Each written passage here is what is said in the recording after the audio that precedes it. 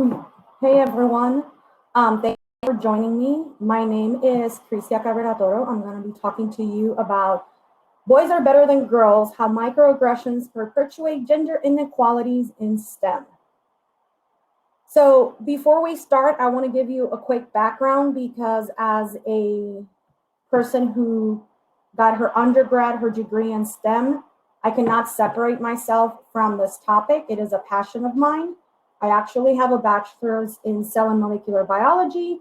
And as I moved to the States, I'm from Puerto Rico originally, I experienced a lot of things that affected me as a female, tested my self-confidence, and seeing those gender inequalities and seeing racial and ethnic inequalities actually made me want to pursue STEM education, and that's where I hold my 2 masters are in multicultural education and STEM education. I am a cisgender female, so I can only talk about experiences that relate to me in that sense. I'm a Latina. I have a passion for social justice and all those topics, and right now I actually work as a Women in Engineering Program Coordinator at the University of Cincinnati. I also teach in Northern Kentucky, where I teach racism and sexism to education majors. So I'm really excited to be here with you guys. And we're going to start talking about the purpose of this. We're going to be actually diving in. I hope that you would want to participate in the discussions that I want to have. I want an open dialogue. This is a safe space.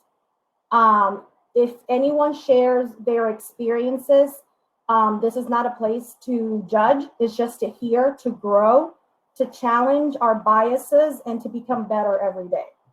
So I wanted to state that. So feel comfortable sharing your experiences and your perceptions. So one thing that it's really unsettling is the fact that a lot of us know that there is fewer women in STEM than men. And you see the discrepancies really big when it comes to, for example, biological sciences, psychology, and social science. It's actually almost like over 50% of those are female holding bachelors. The numbers decrease a little bit as they go into graduate school. But once you get to computer science, information technology, engineering fields, the numbers are really drastically lower. You see an 18% of females holding bachelors today compared to 1997 when it was 27. So actually there's been a decrease. Engineering is one of the lowest in representation of females, and that's regardless of whether it's aerospace engineering, architectural, civil. The reason why you do observe in certain STEM areas a higher female representation, like in biological sciences, is because those are tracks for medicine, they're tracks for psychology, clinical psychology, and they're more considered nurturing science. So as females, as girls are growing up, we're giving the perception that we need to be these nurturing individuals, that we need to care for other people. And we are kind of like fed these ideas of what we need to be as we're growing up. So when it's time to select our majors and go into these careers, females tend to go into careers that tend to be more nurturing in that aspect. So that's why you see a higher percentage of females going into biological sciences. And even in engineering, you see that most females are present in biomedical engineering, chemical, and environmental, because once again, they're seen as more, I can do something and give back. Not that you can't give back in other majors, but that is a perception that is being created for females. So I want to ask you, and I hope you can jump in the chat. How many of you actually, how many professors do you have or have had the experience of being taught by that are STEM, that are in STEM? How many in the computer science? How many of these instructors were female, and how many actually classmates? So I'm going to start with the first one. How many of you have had at least over 2 or 3 professors in your direct STEM courses that were female. So I'm going to wait for a second, see if anybody starts typing.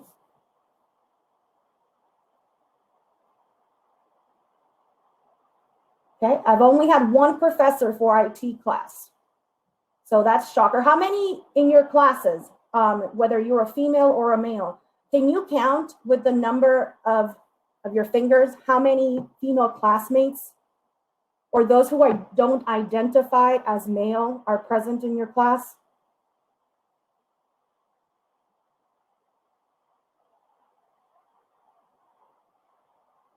I see that we have only had 7 girls in our major rotations. I was one of 2 females. So you see the drastic change in representation. And when you don't have females educating you, it does create an imposter syndrome for females who are actually taking these courses because they only see, I'm the only other one, or I only see one female throughout my whole undergrad. So it is shocking to see very few of us because that leads to less representation when we go to the workforce. So if you take in a co-op, think of how many females were actually working for that company in STEM, directly STEM related careers. So why do we have these issues? And these issues are there's various factors that have been studied in various ways. One is sexism, which is huge, not only in our everyday life, but it's huge in the classroom. We see that with girls, younger girls in elementary school who are starting to develop that, science and math curiosity, but then even educators are actually serving as a barrier. They're not letting young girls continue with this curiosity, so they start to just not like STEM. So you see whether it's, teachers giving harder questions to students, to male students, giving more secretarial or clerical assignments and group projects to females. Those little things that females are seeing, are experiencing, they have an effect when students are selecting their majors. It has an effect on them growing up. We also see that even today, there's even sexism in higher ed. Once you get to college, you would think, well, these are people who are highly educated. And yes, they're highly educated in their fields, computer science, electrical engineering, but they're not necessarily educated in cultural competence. They're not educated in how to provide equitable education and how to, deal with a diverse student population. So you see whether it's always promoting males in higher positions to you guys having very few females. So those sexist comments made by professors, I've had students in the past share their experiences with us about how a professor made an inappropriate comment.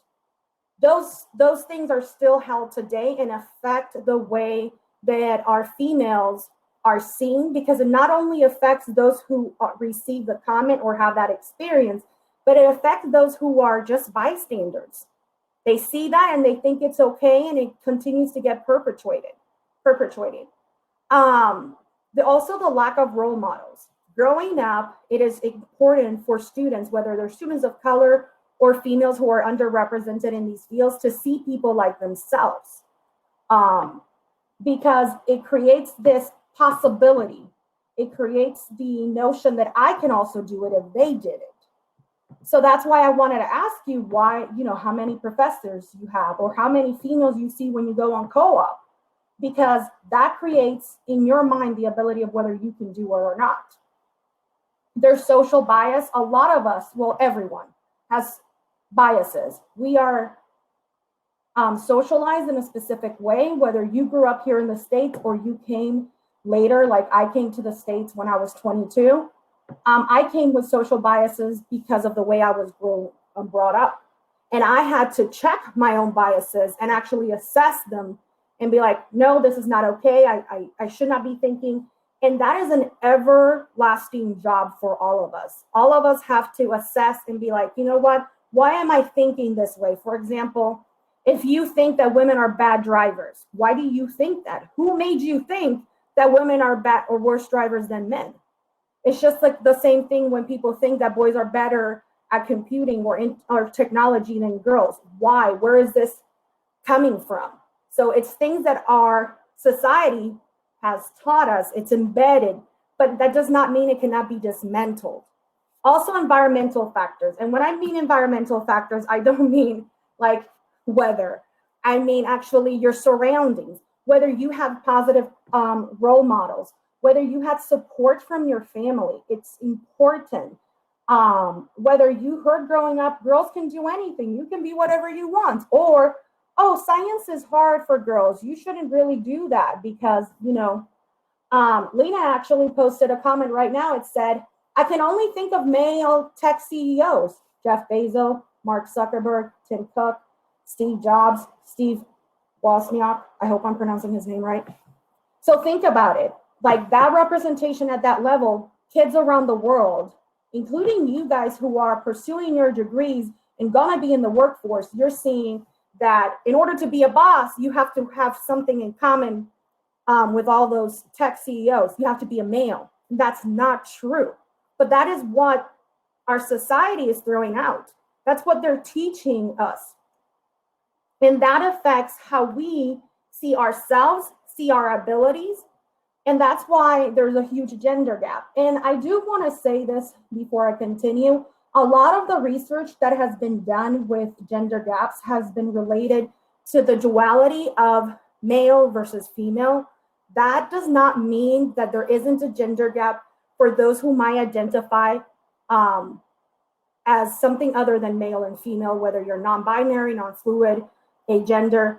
There's still gender gaps when it comes to the LGBTQ community. And I don't want you to think that just because I'm talking or providing examples that relate to females, that you are not included in this inequality. You are. It's just most of the research, unfortunately, has been in the duality of male and female. So as I kept going through the research and just looking at like, why is there such a big gender gap in particularly computing and technology? Because like I said, there are other STEM fields where women are more present than compared to like computing and technology. There's a cultural stigma going on. I don't know how many, a lot of us didn't, like I was born in the late 80s. So I never grew up in when a lot of like these tech movies came out. But if you see the cultural stigma that exists in a girl liking, computing and technology, that means that she's a nerd or she's, antisocial or she has to be a certain way. A lot of the movies that the people who are educating us, meaning our professors or our bosses at co-ops, they saw it in the 80s, and you could see the cultural misconceptions that they were fed in. Like there was one movie in the 80s, this was way before I was born, where these two boys were actually, they loved computing and they were trying to create the perfect female. That today would not go, like that would not, no movie company would make that, right? Because we understand that that is heavily wrong. But someone thought in the 80s that that was okay, that it was okay to share. And it was a movie for kids. It wasn't a movie for, an older audience. It was made for teenagers. And it presented the comparison of like the nerdy boy getting the really attractive female, right? There's always like that duality.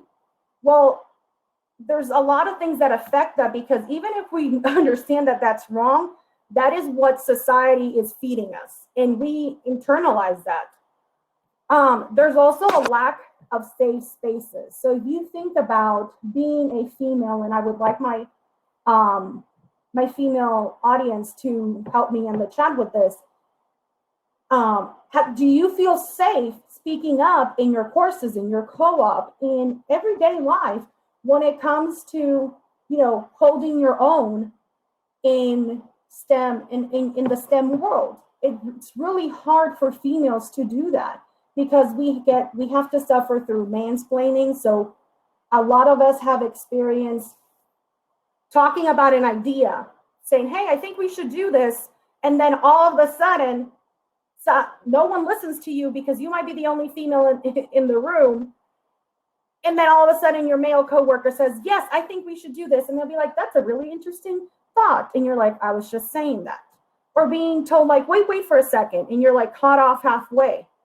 Or I've had students share the experience when they're doing internships or co-ops as being seen as, if you're considered an attractive female, your boss just seeing you as that. And you're not there to just be a pretty body. You're there because you bring thought diversity, because you have something that is of value to that company. So it creates hostile environments where females then just end up leaving because they can't tolerate it anymore. And then also, like I said, social misconceptions of like, girls shouldn't go into these fields because those are more boy-oriented. What is a boy-oriented field? Like, who came up with that? It is inappropriate because it feeds the notion that, we really shouldn't go into that. That's like a boys' club.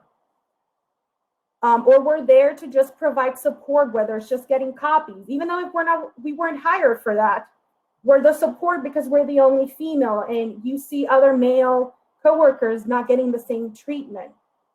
One thing that I found that was really interesting and shocking was that in the tech world, sometimes females are considered a risk. And we are considered a risk because we can get pregnant, and that would mean maternity leave.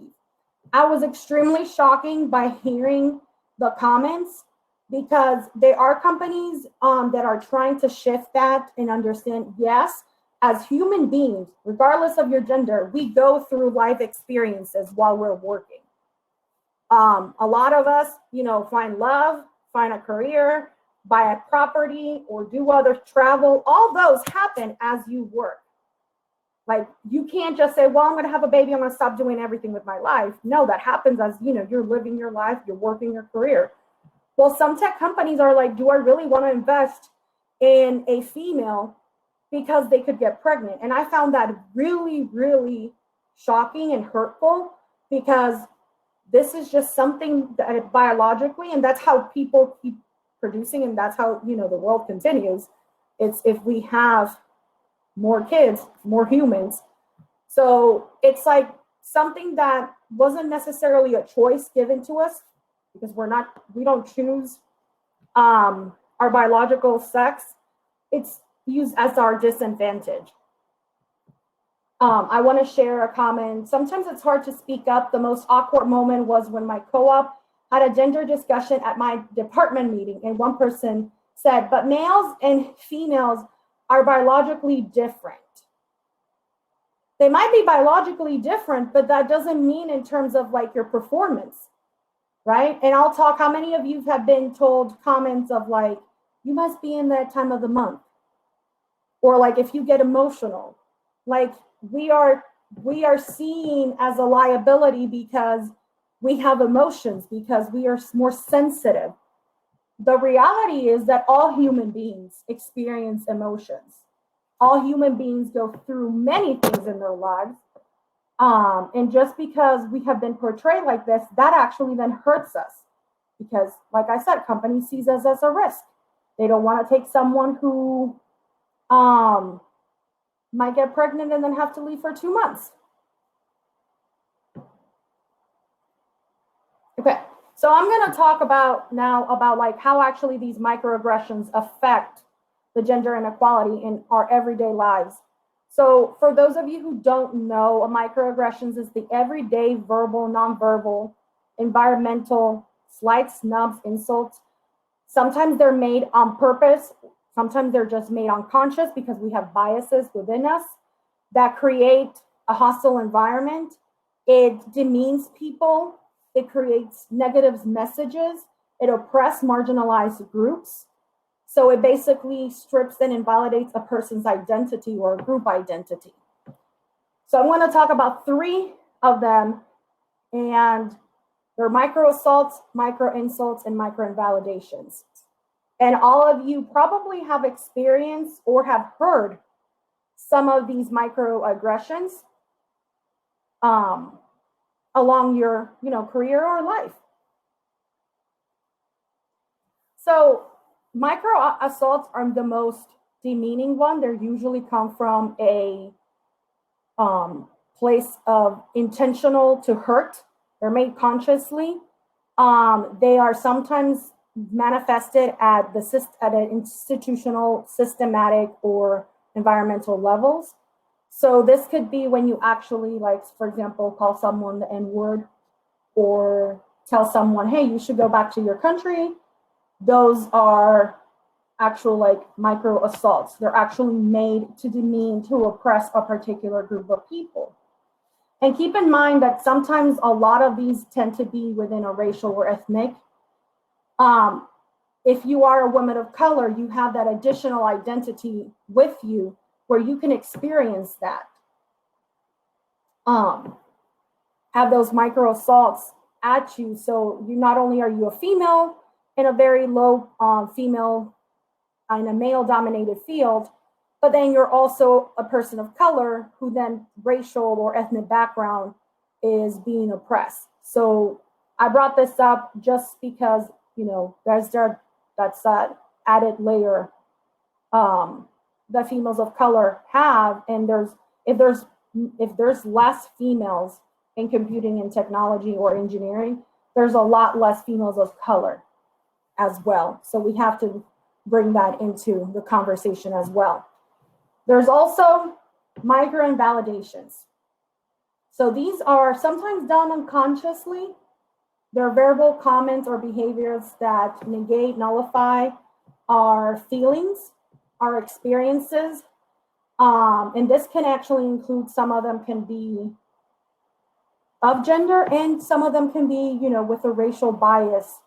So for example, when you see someone who doesn't look like the majority and you tell them that they should go to back to their country, or like, oh, they weren't born here, or where they ask you, where are you from? And you tell them California. No. Where are you really from? Well, San Diego, California. And you keep telling them, like, no. But where are you from? I was like, well, dude, I was born here, right? There's also when people say, well, I don't see color. When you say that you don't see color, you're stripping a person's cultural background. You're stripping away part of their identity, right? It's like if I said, I don't see gender. Well, that doesn't help anyone. It is okay to see gender.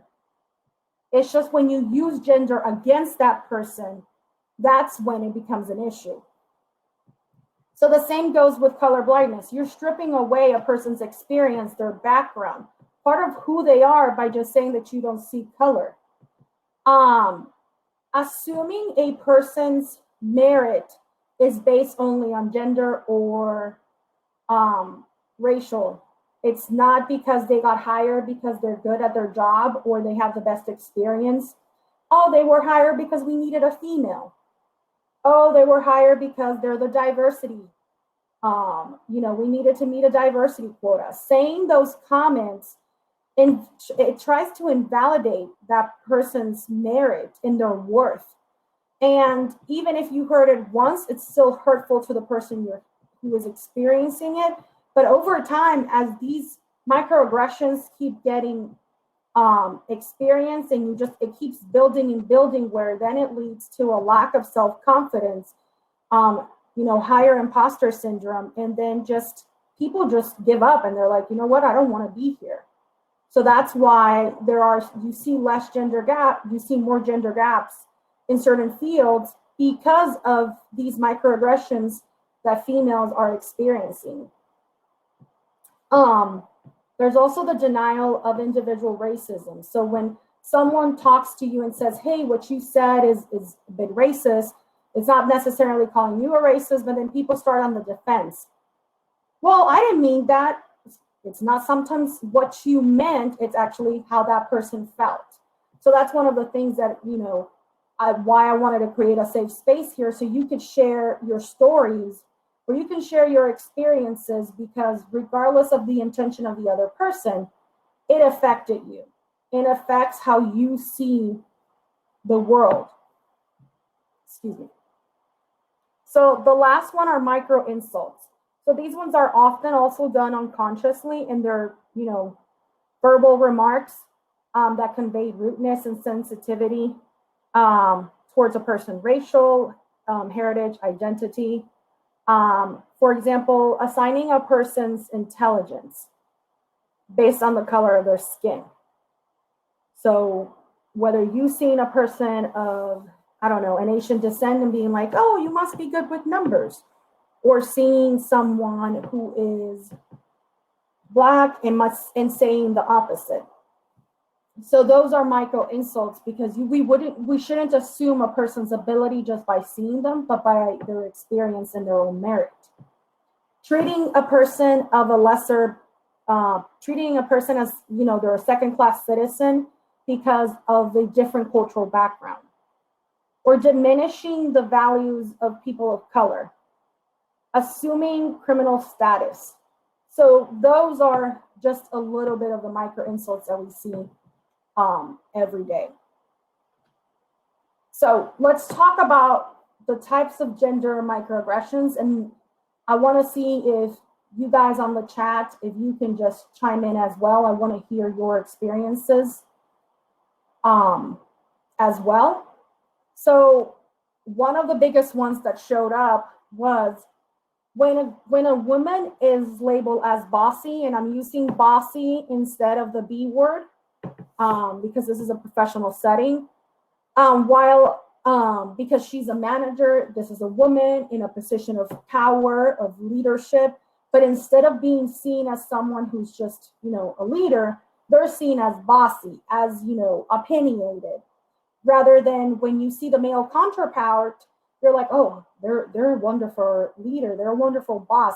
You never see anyone calling out a male and saying, well, I think that he's too bossy, right? And that starts as little as being in an elementary school, and if a female has an opinion, being, stopped at their tracks and being told, no, like, you're talking too much, you're just rude, you're just too opinionated. So those things, get into, like, they get assimilated into.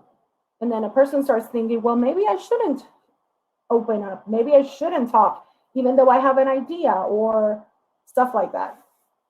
So assuming a person's position based on their gender, right? We've seen in the media when actually a doctor is called, hey, nurse, and they're like, I'm wearing a lab coat, I'm in a stethoscope, I'm clearly a doctor, or just waiting for the person to introduce themselves, right? Always saying he, and I can say that I'm personally to blame for this one as well. I do this as well. Saying he when we don't know the person's pronoun or gender, right? Oh, like the new hire, oh, he must be good, instead of waiting, well, is it a she? Is it a they? What is the preferred pronoun and who are they? We automatically assume that certain positions or certain things, we always say he when we just don't know. Objectifying females and seeing them as a sexual object, when they being catcalled, when they just being told, they shouldn't dress that way because they provoke males. There should be a specific attire, forcing women to follow a specific rules for how they should dress because of how it could potentially affect their males, rather than checking why are their males behaving that way. And this is one of the things, the last one that I wanted to mention was selecting a female or more feminine colleague to be the secretary. And I actually, I was in a training like a month ago, and I was with, most of these were professors and educators, and all of a sudden they picked a woman and there was like, oh, can you do note taking? You must have pretty handwriting. We are all in a virtual environment. Probably all of us, if we're going to take notes, we're going to type them up later anyway. So it doesn't really matter who takes notes. So assuming that there's certain tasks that are more female, and they're not okay for males. I know that a lot of you are younger than me, but I've been told to go consult with my husband. Well, I'm a grown adult, right? I should be, and I am, in control of my own decisions. And unless it's something that has to be made as a family, things that affect me directly should be made by me. The decisions should be made only by me, right? Being told that if you are a trans woman, that you'll never be a real woman, right? Invalidating that person's identity. Throwing like a girl. I've never understood, like, so girls throw bad? Like, where did that stereotype occur? So assuming the ability of a person and saying it in a derogatory way, like being a female is a bad thing. So seeing, like I said before, seeing as we're too emotional or we're going through the, our time of the month, those are offensive verbal assaults that females experience throughout their lives. And sometimes people say it in a joking way. They say, oh, I didn't mean it to be offensive. But it's not sometimes necessarily the intent. It's actually the effect of that action. How does that manifest? Are you conveying a stereotype that doesn't really help anyone? So I want to take a second here and ask you guys to share any of the gender microaggressions that you have experienced, whether it's been in the classroom or in co-op or even in everyday life. So I'm going to give you guys 30 seconds right now to just share with me anything that you feel like, while that's happening. Another one is being concerned or being told that because you're of a specific heritage as a female, for example, if you're a Black woman, then you're an angry Black woman if you come off as opinionated, right? If you're passionate about something. Being called caliente if you are a Latina, which it's still baffling to me because it's a term related to heat. Or spicy, like we have some kind of seasoning that other women don't have. So those micro insults affect a person at a level that, once you hear it, it just keeps building up and building up. So, okay. I'm going to continue, but if you have anything to say in the chat, let me know. So, why are these microaggressions affecting the gender gap? Well, they continue to perpetuate misconceptions and biases. So the thought that, women are not as intelligent as men, or that we have to work, that we're not able to do certain fields because they're more boy-oriented. They invalidate a person's experience, identity, and background. Right? Being a female is part of who I am as well, because I identify it as a female. So when someone tells me things that affect me in a matter, it's invalidating my experience. When they say, no, that's not what they meant, or that's not what they wanted to say. And it just makes you feel like, well, apparently none of my experiences matter. And that's not something that females need in order to, continue. And it sends hidden messages of unattainable expectations, right? We have to be, as females, we have to be something else that society expects us. So if we are in certain fields, we should have to behave like this. We can't be demanding leaders. We can't be opinionated, because then we are insulted and we're told that we are, the B word, or they're just rude. But if a man does it, then they're just, leading. They're just, trying to get things accomplished. It's okay for females to demand things, whether it's, pay equality, whether it's, fair treatment. Those things are okay. It demeans the individuals and groups in itself. So it just makes us feel like not wanted, not needed, not capable. And one of the things that really, really affects us, it mentally drains individuals. Having to go to a place where you're often just seen not as a human being with a complex experience, a complex background and cultural experiences with you, but just as a female, and that's it. And that's how they're going to treat you. Get me coffee, write notes, or you're really pretty, or you're really smart for a girl. Those comments are demeaning, and it keeps adding up to a person's psyche because we assimilate it. The person assimilates it and affects them. So it ends up that a person just doesn't want to be there anymore. It's a hostile environment. Why do you want to stay? No one wants to stay in a place where they're just always constantly having to fight with the majority group.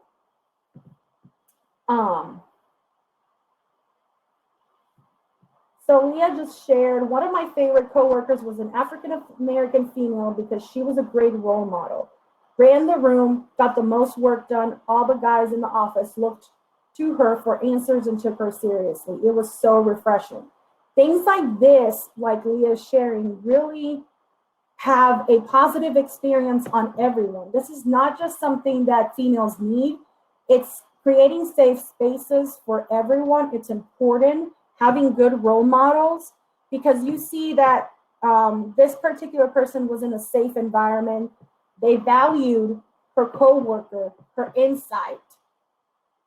They took her seriously. What that means is that you are valued for your ability, not your identity, or not one of your identities. We have multiple identities with us. So when a female gets demeaned or there's a microaggression or a comment, it's like all they're seeing is just that they're a female, not this person who has worked hard, who has, has the same merit or has the same ability as their other coworkers. And at the end of the day, by having such a low gender gap, you're actually just having a reduced thought of diversity, because people come with different experiences and they use their experiences to make change, right? So the next steps, what should we do to make sure that we can make a change in terms of the gender gap? So making sure you're self-reflecting on your actions. We are not perfect. Like I said, we all come with biases and we have to constantly address them, constantly check with ourselves, listen to others. If someone comes up to you and they say, hey, I think that comment that you said was inappropriate, listen to them. Don't invalidate their experience, right? Say, okay, maybe I need to assess myself. Let me listen to this person. Don't be a bystander. If you hear something and you know you can make a change, just don't stay quiet. Say something. Educate yourselves. This is a long life process. No one is ever going to be 100% culturally competent, and they're not going to have any biases, because as society evolves, so does a human being. We're part of a society. We engage with it. So make sure you're constantly educating yourself, whether it's reading, listening to people, maybe, hear a podcast every once in a while, watch a YouTube video, attend conferences like this. Just listen to other people's experiences. That's what helps us grow. As we immerse ourselves in different experiences, we grow as human beings. I wanted to take out a moment, and I'm actually going to put the link in the chat. Harvard made an implicit bias test. So this is a test where you can actually assess your own biases, but not only just in terms of gender, you can actually assess your racial, your gender. I think there's one for sexual orientation. There's one for ageism. There's a lot of other options that you can assess, but I thought that that would be a good test for you guys to do in your free time. It only takes 10, 15 minutes. The results are private, but it helps you look a little bit into yourself, like do a little introspect and see whether or not do I have any biases towards this. Because sometimes we don't know. Sometimes we need other people or something to just, turn the light bulb and say, hey, you might need a little bit of self-reflection, a little bit of change. I posted the link there. There's a lot of cool things that you can test and then, check it out. And then I thought that that would be a cool thing. You could do it before the next session starts, or you could do it, later on. But it's a free test also. You don't have to pay for anything. And it's just, a little self-checking every once in a while. Never hurt anyone. Have conversations with people you trust who will be open and honest with you. So talk to your friends and see like, hey, do I do something like that? That way you're in a safe space. And just know that having tough conversations about biases, it's uncomfortable. It's okay to feel like maybe I'm doing things wrong, and it's okay. You're not going to change is not something that's made to feel you comfortable. Like sometimes you have to go into the out of your comfort zone to make a positive step. So in order for people to make change and help reduce gender inequalities, there's a couple of things. Like I said, address your biases, check them, see if you have any. What are your weak spots? Support each other. And this is a multi-level support.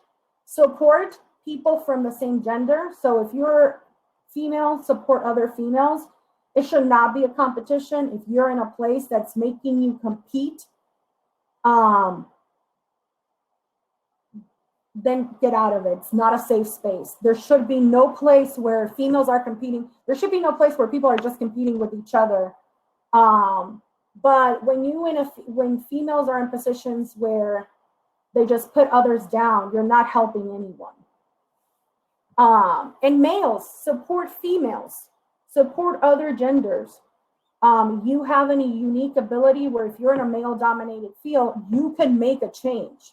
You don't have to be a female to open a door for another female. You don't have to be a female to make a safe space and stand up for injustices or inequalities or rude comments. You could be that person who says, no, I don't think that's adequate, or let her speak. She has something to say. Those little things add up to a difference, right? And that way you're also becoming an ally. So educate yourself, support other females, whether you're a male. If you're a female, support females of color, support other females like yourself. Find ways, whether it's mentoring, right? If you make it big, then bring other females along with you, mentor them, help them, create a safe space where they can talk, engage in dialogue. So I say dialogue, not discussion, because you're not necessarily fighting, you're just sharing experiences so that everyone can grow. I mentioned this before, but accept people's experiences, right? What I lived, no one should be able to come and say, no, you didn't go through that. That's not what someone meant. I'm sorry, but that's how I felt. That's how they made me feel, right? I lived through this. No one should make you feel like you are not capable, like you didn't experience that because, for example, let's say a professor says something, and then comes another student who has a different interaction with that professor, and they say, no, Professor X is not like that. take the person's experience as that is, you know? Don't make excuses and say, well, you know, this is just all for, we're just trying to make change for what? Things are going to stay the same. Well, when you don't try to change, everything stays the same, right? So you could be the change. You could be the person who breaks the cycle in your class, in your lab, in your co-op, in your career, and the company that you're working with. So whether you're a male or female or someone who identifies as neither, you have the ability to make change, but you have to start with yourself. So that is it. I hope you enjoyed it. I hope you learned a bit. I know this is a completely different topic than you guys been doing at RevolutionUC and in the hackathon. If you guys have any questions, comments, please let's take the next couple of seconds or minutes to talk about anything that you want to talk about.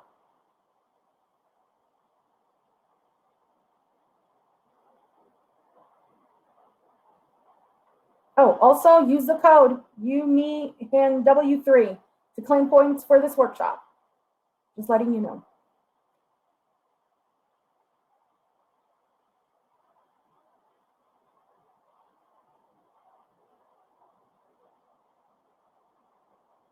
So I'm glad that you enjoyed the workshop. Any other comments? I know that you guys have been virtual for a while and you probably are tired.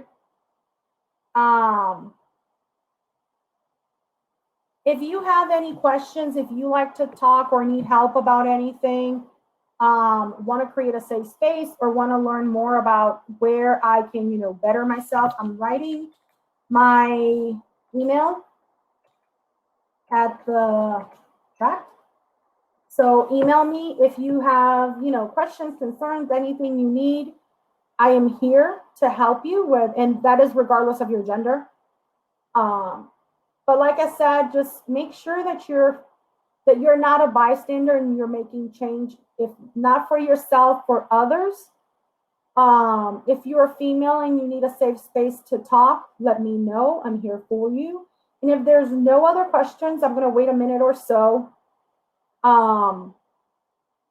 Then that'll be it. Thank you.